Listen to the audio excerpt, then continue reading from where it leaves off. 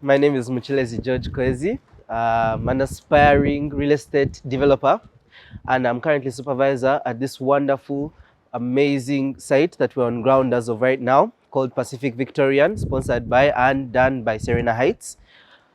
Um, when I look at this site, all I see is just magnificence. All I see is a perfect and unique way of building, way of real estate, way of establishing sites, way of establishing shelter.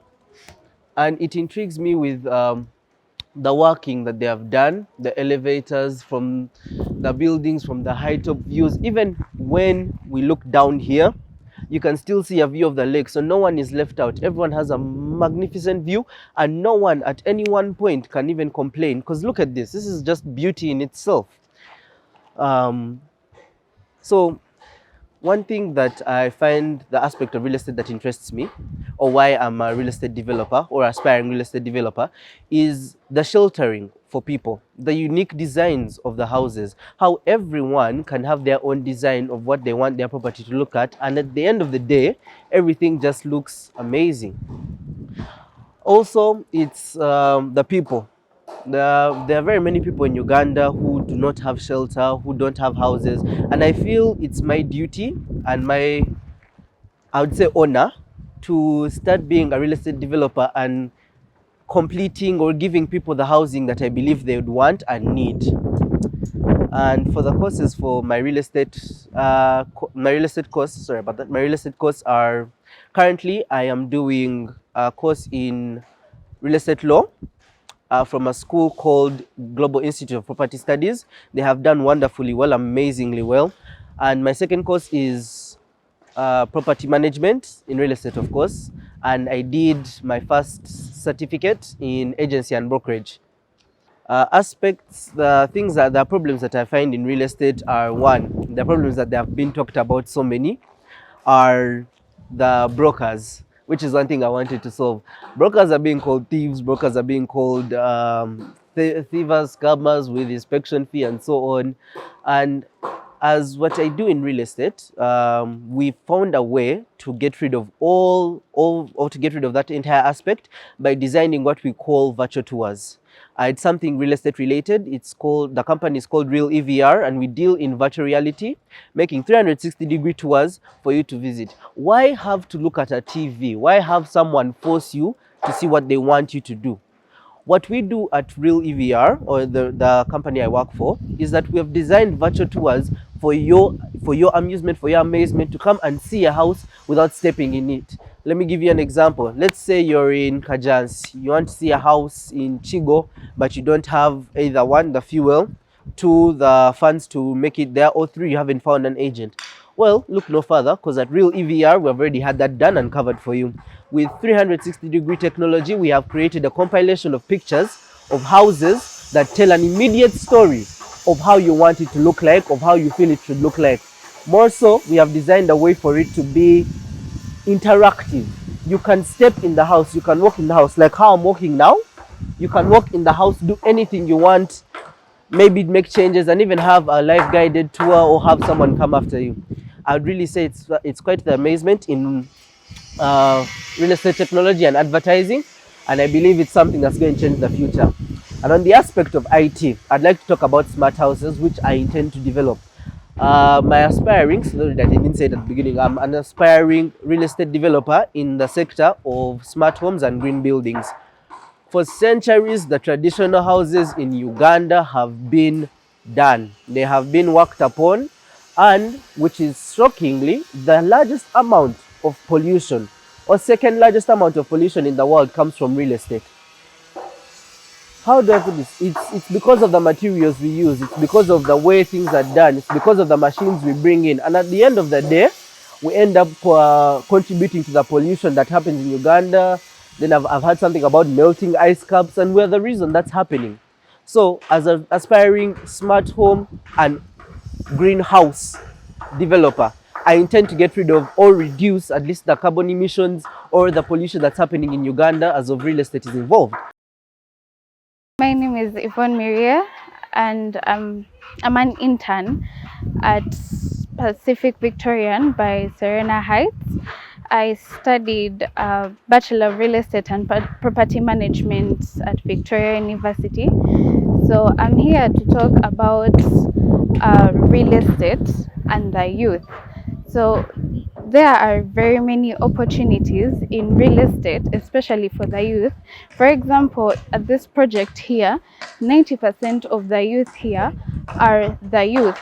And there are so many ways the youth can be very helpful in real estate. For example, there are supervisors, there are realtors, there are construct builders, there are very many people that can venture into real estate, especially in this era of social media. There are very many ways that we can use social media as the youth to promote real estate, because real estate is a very fast growing industry in Uganda, and there are very many ways that we can use social media to make this happen. So I feel like the best solution for the youth would be real estate right now, because it doesn't take much to venture into real estate. It just takes skills of sales, marketing, communication, negotiation. There are very many things that could help the youth in real estate that they don't even know about. So this would be a very good opportunity for the youth to make something out of this coming generation. Concerning real estate and how it is growing very fast, I would like to talk about sustainability in real estate in Uganda. Sustainability in Uganda is something that is not very strong, especially when it comes to management of wastes and other things that make real estate not really enjoyable. For example, there are very many waste areas that are near real estate developments, apartments, even in towns. There are very many buildings that are next to wastage areas, and they are very congested. The traffic in those areas is really bad. So I feel like as real estate is growing, we should be able to help build it and make it a better industry than it is right now, make it more sustainable, especially when it comes to energy wastage. I believe there is a way we can make real estate enjoyable, comfortable, without any wastage of time and energy. Welcome to the Property Lane, where it's everything real estate. Once again, my name is Catherine Nanteza, and I'm your host tonight. Ladies and gentlemen, take a seat and let's have a chat together as we talk to some young man and a young lady who have ventured into real estate. Many of you have been wondering, is real estate a profession? Can our young people join the real estate industry? I know you've heard stories of fraudsters and scrupulous dealings in real estate, but you have also heard that we are professionalizing the real estate industry. You heard about the Real Estate Institute of East Africa. You've heard about the Global Institute that also teaches real estate. You've heard about the Bachelor of Real Estate Management at Makerere University Business School. You've also heard of the same course at Uganda Matters University and Victoria University. Ladies and gentlemen, with me tonight in the house, I have young people that are pursuing these courses, and you will love this conversation. Take a ride with me, but before we go there, let's introduce our first guest tonight, Mr. Muchulezi George. Thank you very much, Catherine. Say hi to the members. Good evening, everyone. It's lovely to see you. And we love our host here who is giving us the most. And I'd like to say I'm happy to be here, representing the youth in real estate and also doing my part in this profession that we're trying to rationalize and make better. Thank you so much, George. Our next guest is a young lady who is pursuing a bachelor's of real estate management, and she is none other than Miss Yvonne. Please say hi to the viewers. Good evening. My name is Yvonne Muria, and I'm studying a Bachelor of Real Estate and Property Management. I am so honored to be here. I cannot wait for what the interview holds for me today. Thank you. Back to you, Miss Yvonne. How old are you, if I may ask? I know it's not good to ask a lady, but this is a young people's show, so. I am 21 years. So, why real estate? You said your name is Yvonne Miria. Yes. Is it from Uganda? No. Tell us briefly about yourself. I'm Yvonne, as I said, and I'm not Ugandan. Okay. I am Kenyan, Okay. Kikuyu by tribe. And I came to venture in real estate because real estate is a very exciting thing to venture in, especially for Uganda, because it is coming up. It's not yet there, it's coming up. And there are very many ways that we can explore it and expand it into something very big. Are you comparing it with Kenya? No, But it's okay. How do you No, I'm not comparing. compare the two, the real estate here and back home in Kenya? I feel like the real estate in Uganda is, should I say, more free, because if you look at properties, residential areas in Uganda and the ones in Kenya, Ugandan houses are more spacious Okay. and they are, should I say, more free. It's like, it's not so squeezed, it's not so congested and all that. But on the other hand, Kenya's property is very organized, which is something that we do not have here, because when you look at the residential areas here, you could find a community, but it doesn't look like a community. Like the houses are scattered, there's land, it's really disorganized. Okay. So yeah, that is something that I would really love to see. I don't know if I want to agree with you or disagree, but there's some truth in what you're saying. I'll get back to you, Yvonne. Back to George. Yes, please. Yes, George. Briefly about yourself. How old are you and why real estate? And where are you training? Oh, where should I start? As I've already said, Mchelezi George Kwezi, and I am 19 years of age. Okay, that's really young. Yes, really young for someone to be in real estate or to be doing a job, but I find it as an opportunity and a passion. Why I chose real estate? To be honest, real estate wasn't my first choice. Okay. I was more into the technological side of things, Internet of Things. I was so into hacking, coding, building websites, building programs, but that dream was overtaking part of my educative life. I was so focused on that I forgot a bit of my educative life, and some things fell out, one or the other. So moving on, fast forward a few months later, I decided to think of real estate because one, it is a passion that I've had. I love buildings, the way they are unique, the way different people can organize different things, the furniture in them, the lighting. It's amazing to me to see how good people or how creative people are, or how imaginative people are when it comes to real estate, when it comes to their buildings. And this aspect was second on my list of things that I wanted to do. Yeah.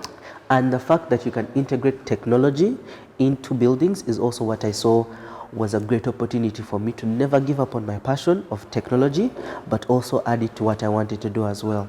So I was putting two masters together, basically. So you brought all your technology into buildings. Yes. 19, aren't you supposed to be at college? Yes, but Are you in college? no. Okay. I took a gap year. We could call it a So gap where are year. you?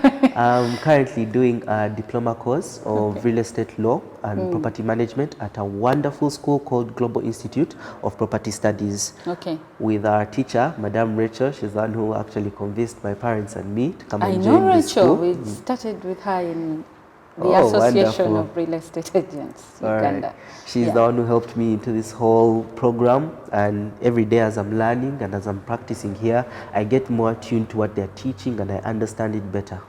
So it's a practical course? Yes, it's more of a practical course. You get the laws, you get the rules, you get, let's say, instructions, and at the end of it all, when you come here, or as I'm practicing here with everyone around, I get to understand what they're doing. I get to see documents, that how they're to be handled, drafts of different signings, condominiums. I've seen Airbnbs, I've seen rentals, I've seen You're all talking these. about agreements? Yes, agreements, yes. Okay. All these agreements. And also the buildings as well. I have seen them all, and coming back to what I've been taught at GIPS, it has all connected so fast, and I feel every day I'm becoming a better real estate developer in my mind. Well, talking to both of you, it puts a twist in our education. I think more and more young people should be practicing as they study. In which year are you, Yvonne? I am in my second year. You're in your second year. Victoria University. So how is what you're doing relating to what you're studying? Are you practicing as well? Yes, like I said, I'm studying real estate and property management, and I am putting into practice what I'm doing.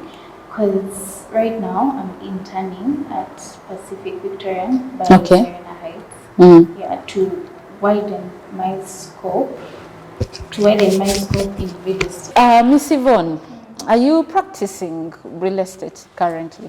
Yes, I am. What do you do at Pacific Victorian? I sell property. What is Pacific Victorian anyway? Pacific Victoria is a masterpiece. It's a residential company. It is a residential area that has been put up by Serena Heights that has very beautiful properties, very beautiful homes, very modern, that represent lifestyle and comfort. Thank you. So what do you do with those? I advertise. I advertise, I sell, and I create visibility for that property. How is that going?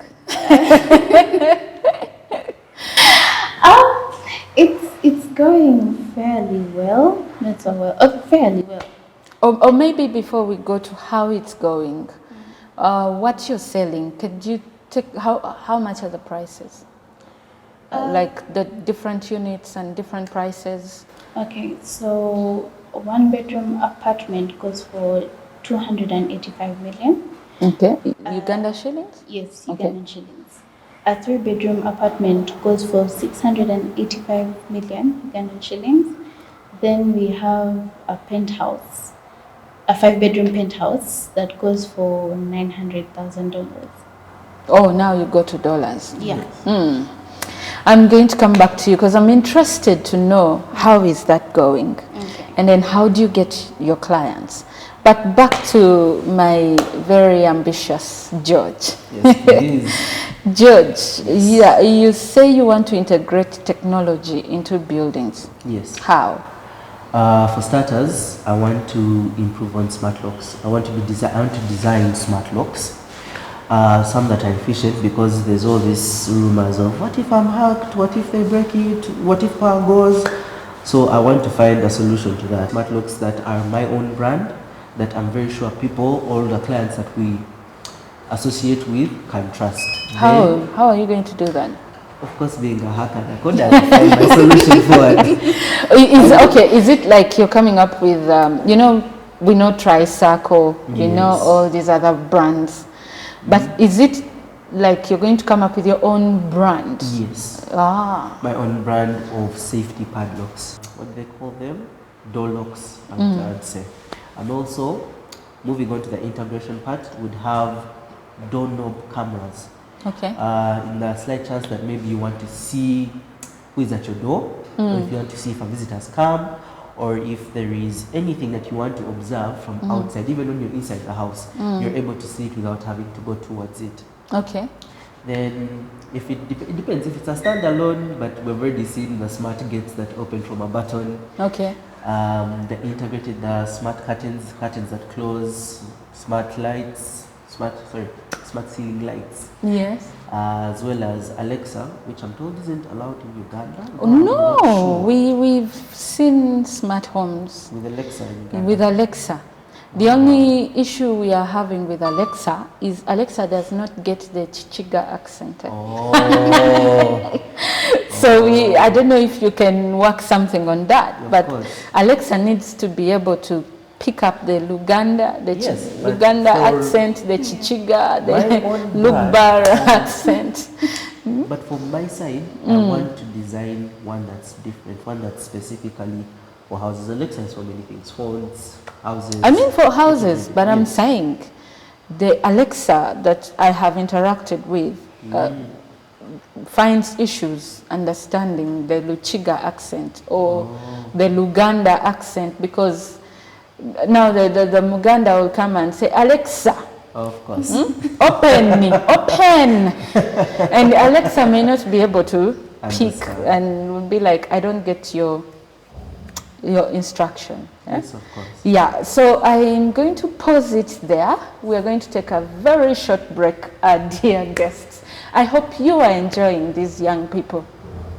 And for the young people watching out there, you can be like these two right here. We will be back and we are going to talk more on real estate and the young people and what they can do in real estate.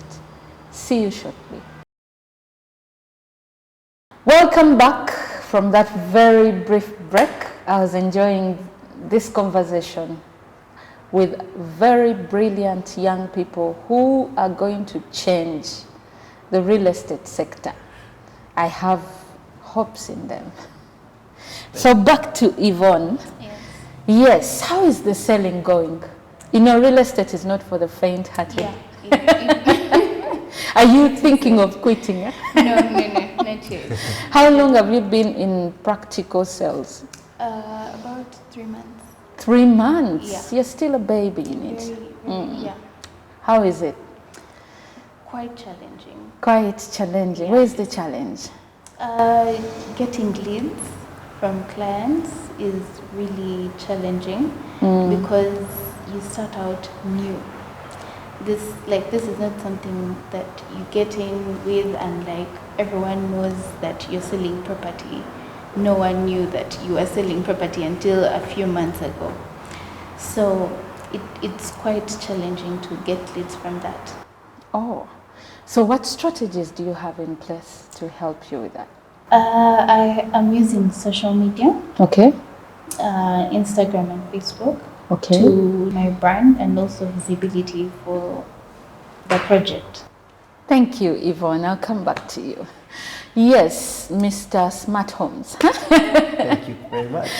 You are still interesting us in the smart homes.